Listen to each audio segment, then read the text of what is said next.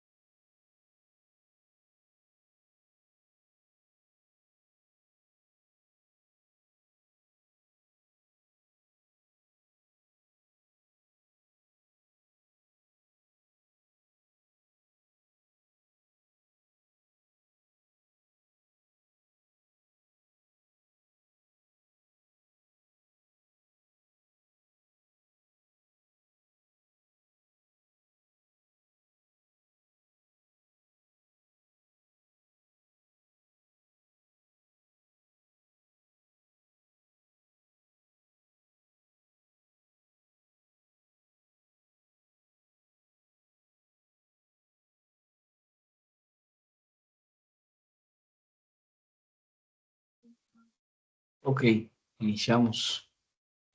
Bienvenidos a nuestra última sesión sincrónica del curso Descripción y funcionamiento de los componentes del motor de combustión interna, culata.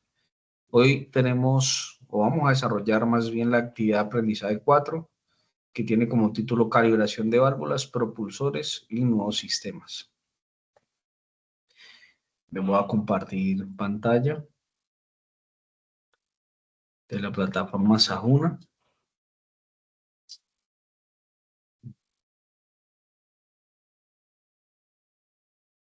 Listo. Ahí estamos en Sahuna. Les dejé unos anuncios para que tengan en cuenta. El último anuncio fue inicio de la actividad de aprendizaje 4. Esta actividad va desde el día de ayer 20 hasta el 25 de noviembre. El 25 de noviembre es el próximo martes. No solamente hasta el martes 25 de noviembre es la fecha o donde se termina la actividad 4, sino que también es la última fecha para ponerse al día con cualquier evidencia pendiente de la actividad 1, de la 2 o de la 3. Entonces, para que lo tengan en cuenta. En esta última actividad nosotros vamos a trabajar sobre 3 evidencias, ¿sí? Una actividad, una evaluación y un foro. Ahorita enseguida vamos a hablar de ello, ¿sí? Vamos a ir inicialmente a la actividad 4 y vamos a hablar de el material de estudio. Y después hablamos de las actividades, o más bien de las evidencias a presentar. Bueno, aquí tenemos entonces, es el material de estudio número 4. Bueno, los que dicen que si hay problema en la plataforma, no hay problema en la plataforma está funcionando correctamente. Ahí les voy a mandar una imagen. La plataforma está trabajando perfectamente.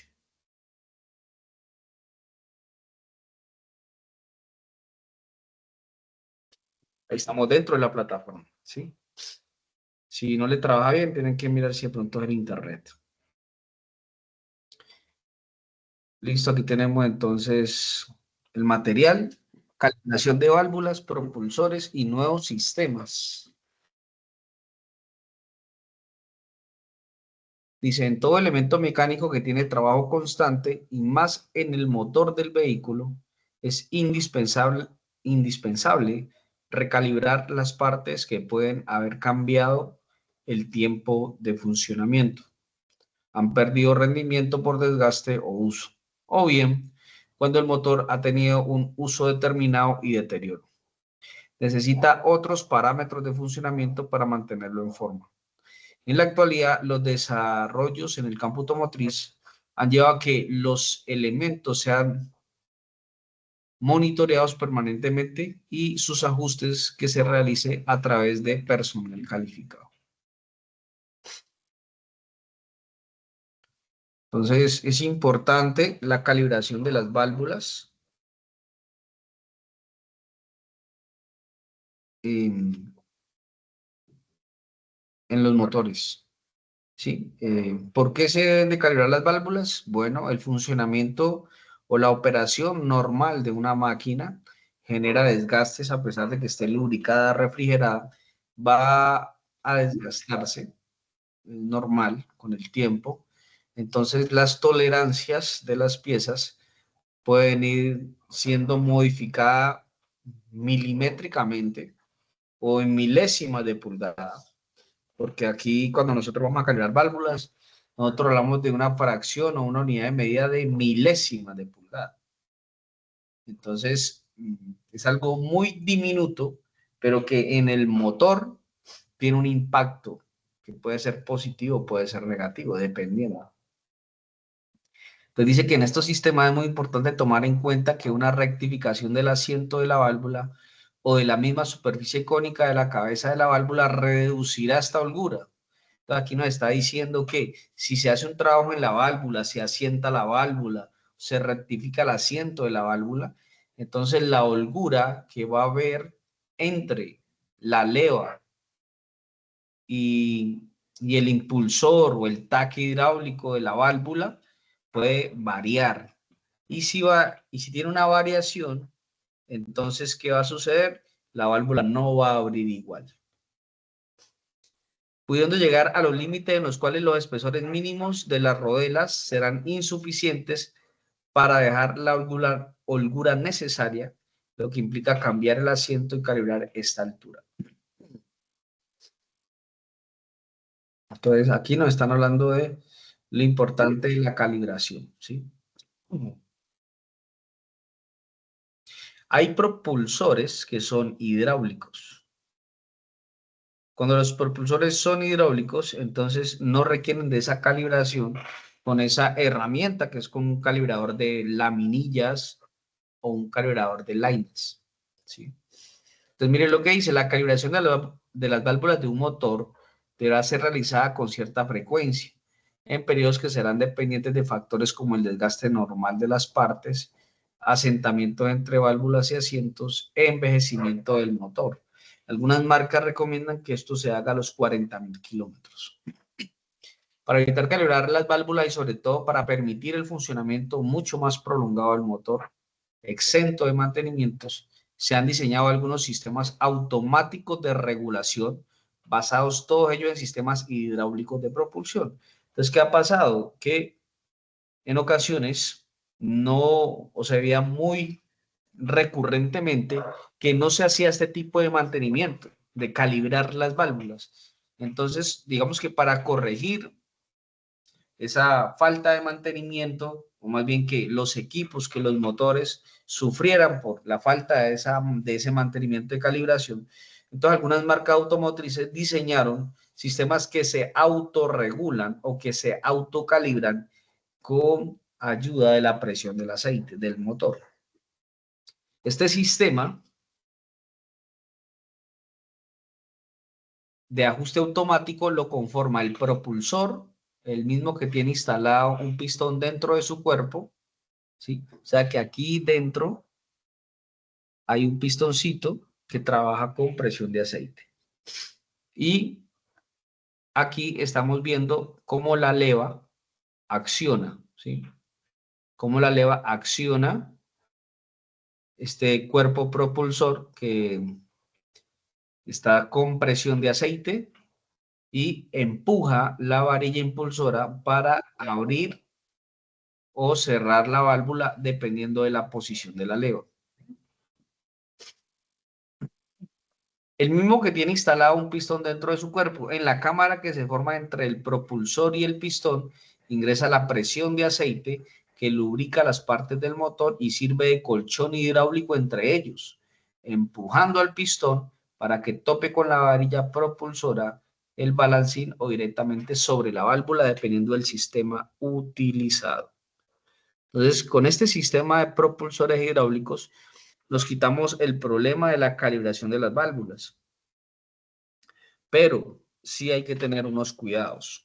¿Cuáles son los cuidados? Pues como ya la regulación es automática y depende 100% del mismo sistema hidráulico del motor, entonces es importante mantener al día con los cambios de aceite del vehículo o del motor. Entonces, echar o aplicar aceite de calidad, el que recomienda el fabricante. Los periodos de cambio de aceite se deben de respetar de acuerdo a la calidad del aceite. Si es un aceite mineral, a los 5.000 kilómetros. Si es semisintético, a los 7.500. Y si es un aceite sintético, pues se pueden cambiar a los 10.000 kilómetros. ¿Sí?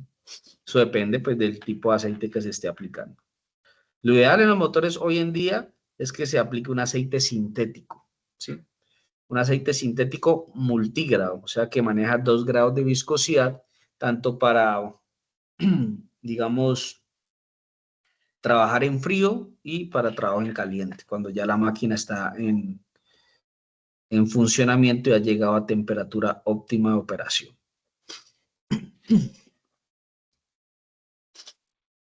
Diseño del propulsor hidráulico. Estas son las partes del propulsor.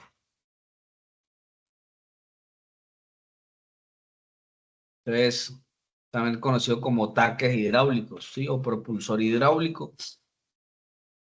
Entonces, pues tiene todo un sistema como un muelle de retorno, una válvula de cheque, la que permite que el aceite vaya en un solo sentido, un pistón. Entonces, básicamente, cuando la leva acciona sobre el cuerpo del propulsor, acciona internamente el pistón y es lo que permite que accione la válvula o el vástago de la válvula, pero obviamente haciendo colchón con el aceite que ya hay internamente, o sea que la presión del aceite que está dentro del cuerpo del propulsor es la que permite que haya esa tolerancia, que haya ese colchón para que cuando se acciona, entonces automáticamente se puede abrir y cerrar las válvulas, pero también deje siempre una tolerancia para que la válvula no va a estar accionada todo el tiempo.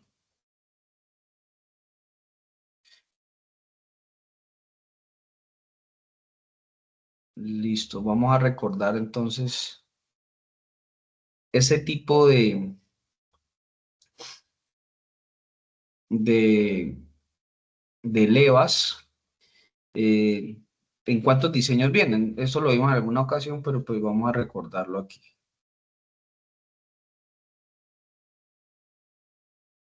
Entonces, la clasificación de motor de combustión interna según la ubicación de los ejes de levas. Entonces ya sabemos que los ejes de levas son los encargados de abrir y cerrar las válvulas de escape y de admisión. Pero este eje de levas no siempre va en la misma ubicación, no es algo genérico. Pueden haber tres tipos, ¿sí? Pueden haber tres tipos de clasificaciones de los motores según la ubicación de los ejes de levas. Entonces está la clasificación OHV, overhead válvulas, que es válvulas en el bloque del motor, como usted lo ve aquí en la imagen. ¿Sí? El eje de levas es este que está aquí. Va ubicado en la parte baja cerca al cigüeñal y por eso utiliza una cadena de tiempo, una cadena de sincronización, ¿sí? Una correa de repartición muy corta, ¿sí? Es una de las más cortas, pues sobre todo cuando el eje de leva está en el bloque del motor. Entonces, esta ubicación se llama OHV, motor OHV, y siempre que el eje elevado esté en el bloque va a necesitar impulsores o varillas impulsadoras. Estas varillas impulsadoras van a ir directamente hacia un balancín. Como su nombre le dice, él se va a balancear. Él tiene aquí en esta parte un punto fijo y va a ser como un balanceo, ¿sí? Como un balanceo y va a abrir y cerrar la válvula dependiendo de la posición de la leva. Entonces aquí tenemos el famoso motor OHV. El otro motor es el SOHC, Single Overhead Camshaft, que es un árbol de levas en la culata del motor. Este eje de levas, como está más lejano, entonces ya requiere de una correa o una cadena. Recuerden que puede ser por una banda o puede ser por una cadena. Entonces, esta parece una correa, sí, por su forma, parece una correa. Esta correa va a ser más larga y va a requerir de patines, a veces trae uno o a veces trae dos.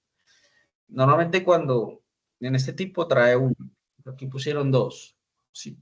Uno sería un patín fijo y el otro sería un patín tensor que va a ir compensando el estiramiento natural y normal de la correa. ¿Para qué? Para que la correa siempre tenga la tensión correcta y no se vaya a saltar los dientes de los piñones del eje de levas o del piñón del cigüeñal. Y por último, tenemos la clasificación de motor DOHC, Double Overhead Camshaft. ¿Esto qué significa? Doble árbol de levas en la cabeza, o sea, ese overhead significa cabeza, recuerden, o cabezote. Recuerden que la culata se conoce en otras partes como cabezote. Nosotros aquí le decimos culata, pero en otras partes como Argentina, en Chile, en México, le pueden decir cabezote, cabezal, tapa de cilindros. Y esta lleva una correa aún más larga, ¿sí? Este bell timing es correa de tiempo, bell es correa y timing es tiempo, entonces, o correa de sincronización o correa de repartición. Entonces esta correa ya es más larga. ¿Por qué? Porque ya tiene que mover dos árboles de levas y eh, los ejes de leva están en la culata, es una distancia desde el bloque hasta la culata y recuerden que siempre los ejes de levas pues tienen piñones más grandes que el cigüeñal, ¿sí? ¿Por qué razón? ¿Por qué tienen los piñones más grandes? Por el número de vueltas que deben de dar de acuerdo al ciclo, ¿no? Entonces, en el ciclo admisión, compresión, explosión, escape se da en 2 vueltas del cigüeñal y en una del eje levas. Entonces, por eso la diferencia del tamaño de los piñones, ¿sí? Entonces, normalmente es el doble. Si este tiene 12 dientes, este tiene 24. Si este tiene 15 dientes, este tiene 30. Normalmente es el doble, ¿sí? Ahora, cuando son 2 árboles de levas, recuerden que un árbol de levas va a manejar admisión y el otro va a manejar escape. Este es el modelo más utilizado hoy en día para motores de alto rendimiento. Inclusive, en algunas marcas de vehículos, usted va a encontrar el mismo vehículo. Por ejemplo, pasa con el Aveo. El Chevrolet Aveo, hay una versión 8 válvulas y hay una versión 16 válvulas. Y puede ser el mismo motor. Creo que en el Clio también pasa. En el Renault Logan, creo que también hay una versión que es 8 válvulas y el otro es 16 válvulas, ¿sí? Entonces, sí, no, deme una correa para un Logan, pero es 16 válvulas, 8 válvulas. ¿Por qué? Porque es que el 16 válvulas, la correa es más larga, ¿sí? Y trae doble patín. Este sí obligatoriamente trae doble patín. Esto para que lo tengan en cuenta, tres tipos de clasificación según la ubicación de los ejes de levas, OHB, SOHC y DOHC.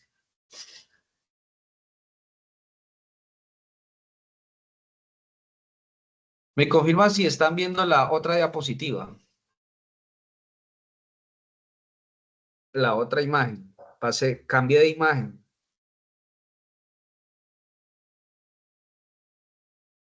Sí, profe. Listo. Entonces, el tema de hoy el tema de hoy es calibración de las válvulas, ¿sí? Propulsores y nuevos sistemas. Entonces ya aquí entra la electrónica, ¿sí?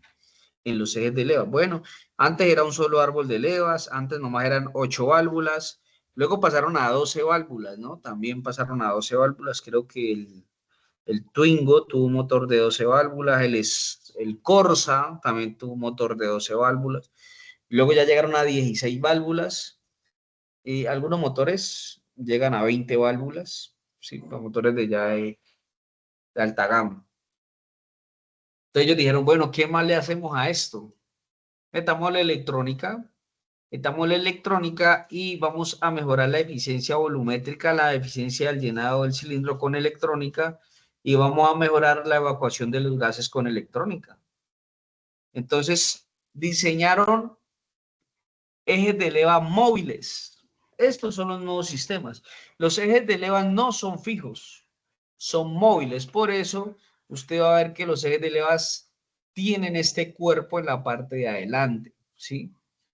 Tienen esta parte gruesa en la parte de adelante, porque internamente es esta parte, eso tiene un variador de fase, ¿sí? Este variador de fase es el que va a permitir, o sea, en este espacio que usted ve aquí en blanco, es donde puede variar en la apertura y la cierre de las válvulas, sobre todo en altas revoluciones. En altas revoluciones se debe de variar la apertura de válvula, o sea, la válvula de admisión debe abrir más rápido, porque el motor va tan rápido, unas revoluciones a un régimen tan alto que si no abre antes, no va a llenar bien el cilindro. Si la válvula de admisión no abre antes, no llena bien el cilindro y la potencia del motor puede caer, ¿sí? Puede disminuir. Entonces, los árboles de levas de admisión y de escape tienen variadores, como ustedes lo ven aquí en la imagen, y van a permitir adelantar o atrasar la apertura de las válvulas a través de presión de aceite. La presión de aceite, ¿de dónde va a venir? Obviamente va a venir del mismo motor, del mismo aceite de motor, de aquí la importancia de utilizar aceites de acuerdo al fabricante. No el aceite que está en promoción y el aceite más barato, el que nos recomendó el asesor de ahí del almacén de repuestos, sino el que recomienda el manual. Así sea costoso, es el que toca aplicarle, ¿Por qué? Porque es que ya no solamente está lubricando, sino que también está moviendo o está activando los ejes de levas. O sea, hay otros componentes más que dependen de ese aceite. Entonces, la bomba de aceite, que es de accionamiento mecánico de paletas o de piñones, esa bomba de aceite envía una presión, succiona el aceite del cárter del motor y envía la presión a través del bloque, unas galerías que tiene el bloque a través de la culata, y envía la presión hacia los ejes para poder avanzar o hacer retroceder. Eso de qué va a depender de unas electroválvulas. Las electroválvulas son las que le van a permitir el paso del aceite o van a sellar o van a cerrar el paso de aceite hacia los ejes de levas. Estas electroválvulas son accionadas por la computadora. Le van a llegar 12 voltios. Aquí son unos solenoides, ¿sí? Son un enrollamiento de cobre, ¿sí? Está bien calibrado, una resistencia, bueno, ahorita no tengo el valor de la resistencia porque ellas varían dependiendo del tamaño de esa electroválvula, pero en fin, lo que hacen es que cuando la computadora le manda la señal, ella trabaja con 12 voltios y una masa, cuando le manda la señal, normalmente le llegan 12 voltios de ignición y la computadora le activa y le desactiva la masa. Entonces, cuando esta electroválvula tiene los 12 voltios con su masa respectiva, aquí se genera un campo magnético. El campo magnético hace que esta parte de la electroválvula entre o salga. Entonces, cuando le llega el voltaje, aquí se genera un campo magnético y atrae esta parte que es como un eje, que ustedes ven aquí, con un O-ring, y permite que pase el aceite.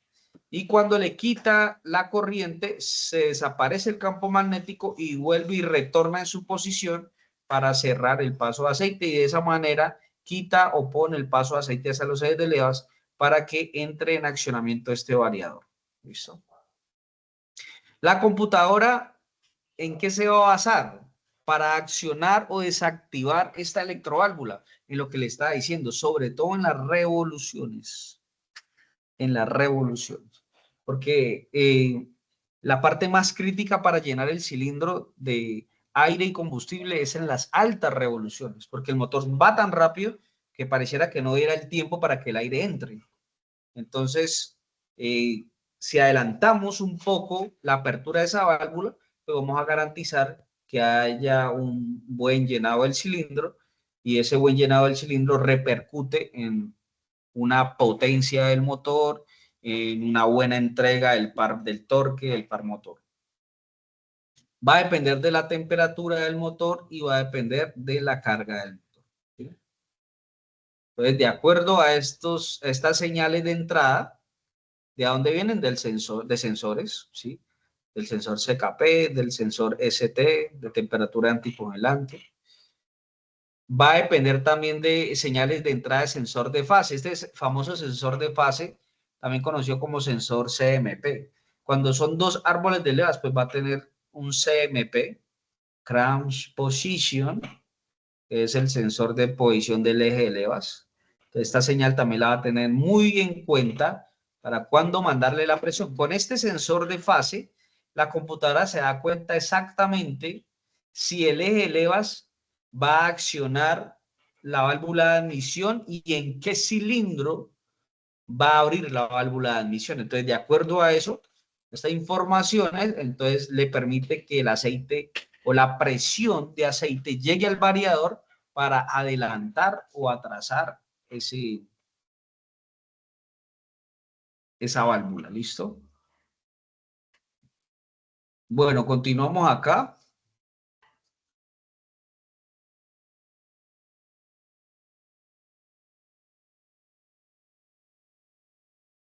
Continuamos acá. Entonces, este material de estudio, básicamente lo que le acaba de decir, pues este material de estudio lo muestra. Sí, aquí está lo que es el avance, el variador, sino que me parece que los dibujos que les acaba de mostrar, digamos que son como más claros, ¿sí? Y pues de acuerdo a las marcas pues también patentan, ¿sí? Entonces, Honda patenta su sistema VTEC, ¿sí? Esta apertura de válvulas es controlada por la computadora del motor, cuando comanda la electroválvula que abre el paso de la presión de aceite al pistón de trabado de los balancines. Entonces, de acuerdo a las marcas, pues le pueden hacer modificaciones, pueden colocar más solenoides o solenoides con más potencia. Entonces, de acuerdo a esos diseños, pues Valvetron y BMW, ¿sí? Utiliza un servomotor. Válvulas electrónicas, aquí ya desaparece el eje levas, ¿sí? Un sistema llamado camless completo, ya que gestiona las válvulas tanto en el lado de admisión y escape del motor. El segundo se llama camless medio, ya que gestiona las válvulas de admisión solamente. Entonces, aquí ya desaparece totalmente los ejes de levas. Es un sistema presentado por Valeo en el 2005, una tecnología de válvulas accionadas por un solenoide. Entonces, digamos que es más electrónico.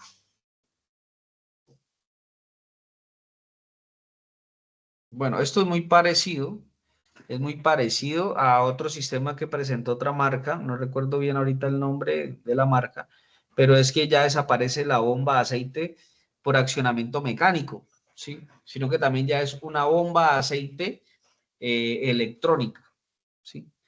¿Qué permite eso? Permite quitarle más carga al motor, porque la mueve o la debe de mover el motor, o sea, significa pérdida de energía.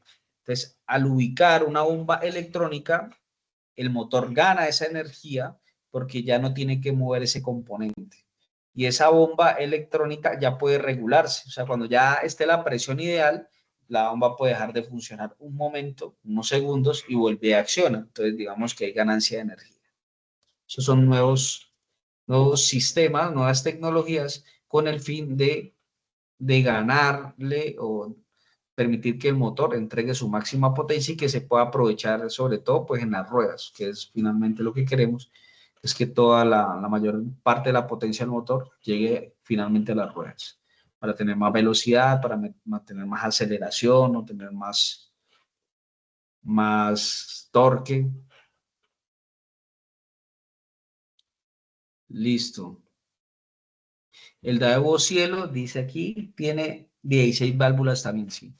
Hay muchas marcas que ya manejan 16 válvulas, es que pues, lo ideal es eso, porque también el 16 válvulas permite que el motor sea más económico, sí, permite que haya más economía de combustible porque llena muy bien el cilindro, entonces digamos que hay una muy buena combustión, una eficiencia, mejor eficiencia. Obviamente son más costosos, claro, los motores con 16 válvulas más costosos, ¿por qué? Porque el motor tiene más complejidad en su diseño, tiene más componentes, tiene más válvulas, tiene otro eje. Entonces, eso, pues, digamos que aumenta los costos. Listo, eso en cuanto al material de formación. No sé si hay alguna pregunta, alguna duda relacionada con los ejes de levas, con el variador, con el avance, el retraso de las válvulas, avance, apertura de admisión, retraso, cierre de admisión. Listo, entonces vamos a ver la evidencia. La evidencia es muy sencilla. Ustedes van a ir aquí a la actividad donde dice calibración de válvulas propulsores. Le van a dar clic donde dice clic para acceder al anexo y le va a aparecer aquí esta imagen relacionada con lo que hemos hablado, con el variador, ¿sí? Y una imagen también relacionada pues con los componentes de la culata. Entonces, de acuerdo a esta descripción, usted va a definir ¿cuál de qué está hablando? ¿De la imagen A, de la imagen 1 o de la imagen 2? Y una vez ya identifique de qué imagen está hablando, entonces va a identificar y va a nombrar los componentes de la imagen seleccionada, ¿sí? Si usted seleccionó esta, entonces dice, no, la A, esta parte de aquí es la culata, esta parte de aquí la llanta, esta parte de aquí el radio y esta parte de aquí es el radiador. Listo. Y lo va a escribir aquí. Esto pues no se deja editar aquí porque esto es un PDF, entonces toca descargarlo y convertirlo a Word. Lo convierten en Word y en Word lo pueden trabajar. Cuando ya tengan la evidencia, vamos a darle aquí modo aprendiz.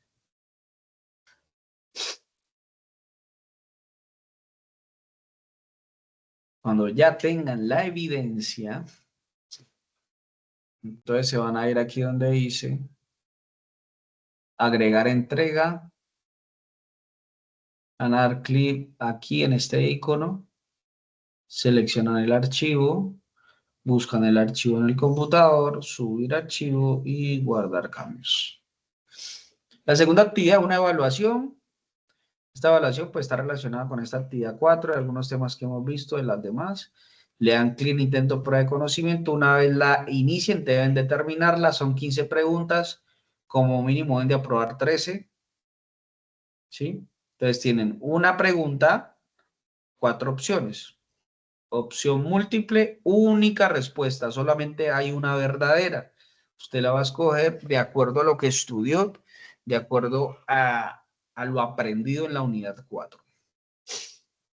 Tiene 3 oportunidades, así que, pues si usted dice, no, me saqué el 70%, la aprobé, pero yo quiero tener una mejor nota, lo puede hacer. El sistema le toma la mano. Y el último tenemos un foro. Este foro es de carácter obligatorio, ¿listo? Y aquí tenemos un debate, mire el debate que les dejé, y es, en la actualidad, ¿hasta cuántos ejes de levas pueden ir en el motor de los vehículos de competencia o los vehículos comerciales de alta gama? ¿Y cómo sería el funcionamiento de estos en relación a las válvulas? O sea, usted va a decir, no, los máximos es 1, son 2, son 3, son 4, o los que sean, usted tiene que investigar. Y cuando ya diga cuántos son, pues bueno, ¿y eso en qué repercute? O sea, ¿cómo es el funcionamiento de esos ejes con las válvulas? ¿Mejora, empeora, abre malas válvulas, hay mayor economía de combustible? O sea, sustentar, ¿sí? Sustentar de por qué el fabricante determina usar más o menos ejes de levas. Y eso en qué repercute finalmente en el rendimiento del motor. Para responder, dice que hay que darle clic en añadir un nuevo tema de debate. Entonces usted se va para atrás, le da en este botón añadir un nuevo tema de debate, pone aquí el título que usted desee relacionado con el foro y aquí le da respuesta a esa interrogante que esté bien sustentado. Entonces yo respondo cada una de sus participaciones, yo las leo y de acuerdo a lo que ustedes creen ahí, pues puede sacarse un 70, un 80, un 90 o un 100% o no aprobar. Igual yo siempre le voy a dejar la retroalimentación y le voy a decir qué le faltó o si estuvo bien o no. Listo. Bueno, eso era lo que tenía para decirles. Ahora cuéntenme, ¿hay alguna duda, alguna inquietud? ¿O todo claro? ¿O algo para añadir?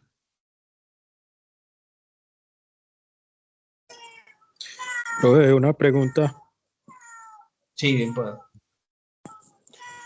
Es que yo escucho que los motores cuando tienen bastante kilometraje es recomendable cambiar el grado de aceite. ¿Es correcto eso? Luis Fernando Bermúdez, usted acaba de hacer una pregunta que tiene muchos mitos en relación, y vamos a responderla según quién, bueno, según lo que dice el manual. Siempre respondemos según el manual del fabricante. Entonces, ¿qué dice el fabricante? El fabricante diseña un motor. Cuando él diseña el motor, entonces él determina la calidad de aceite que se debe de usar en ese motor. ¿Por qué? Porque los aceites no solamente van a lubricar, el aceite hace mucho más que lubricar. ¿Sí? El aceite también va a proteger contra la corrosión. El aceite también hace un efecto detergente, o sea, va a limpiar el motor. El aceite disminuye los golpes que hay en el motor, porque cuando el pistón sube y baja, genera vibraciones y golpes, el aceite amortigua esas vibraciones.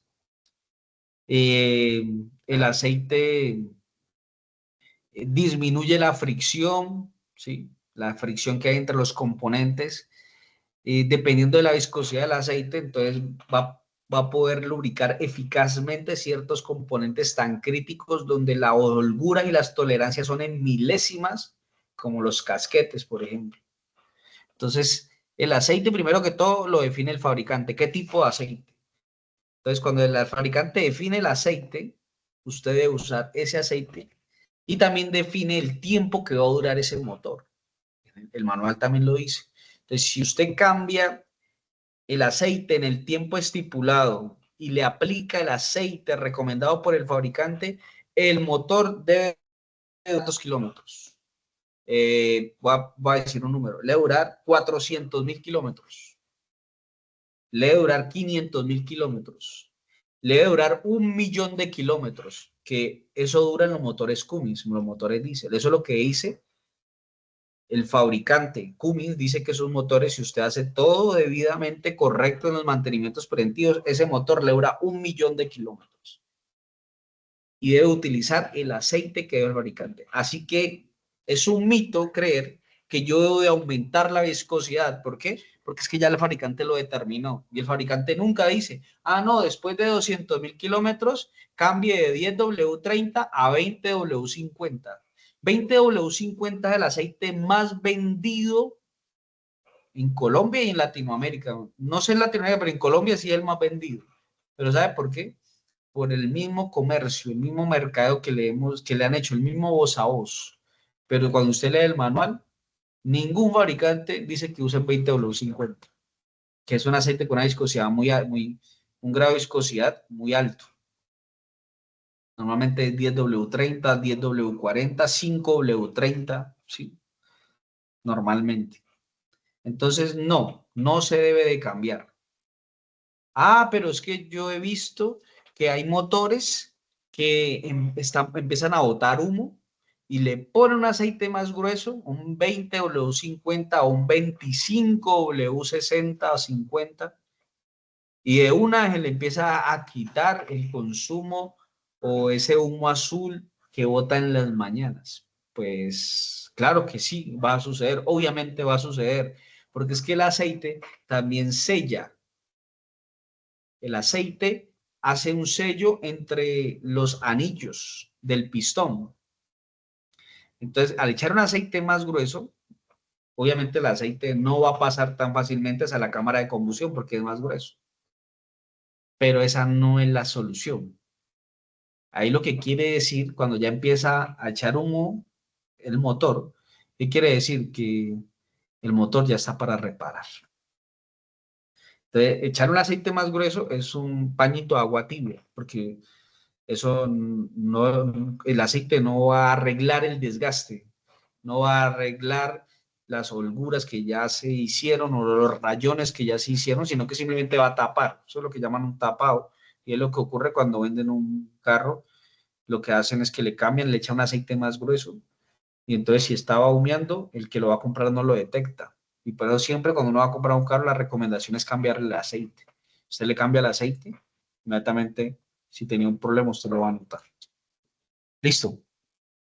Espero haber respondido su incógnita. Listo, profe, entendido. Muchas gracias. Con mucho gusto. Bueno, fue un placer, un gusto haber estado aquí con ustedes en nuestra última sesión. Y les recuerdo que ahorita, la otra semana, inicio unos cursos. No sé si ustedes de algunos ya son, yo tengo 9 cursos de automotriz. No sé si alguno de ustedes ya hizo los 9 o si están interesados en hacer, si no lo han hecho, están interesados en hacer otro curso de mecánica automotriz como este, con otros temas. Entonces, si algo me escriben, yo les comparto la información porque ya, digamos que es el último del año ya que vamos a dar. ¿Listo? Bueno, entonces, no siendo más, que tengan una feliz noche. Bendiciones para todos. Listo, profe, gracias. Feliz noche, gracias. Mucho gusto. Listo, profe, muchas gracias por todo. Feliz noche. Feliz noche. Para ustedes también.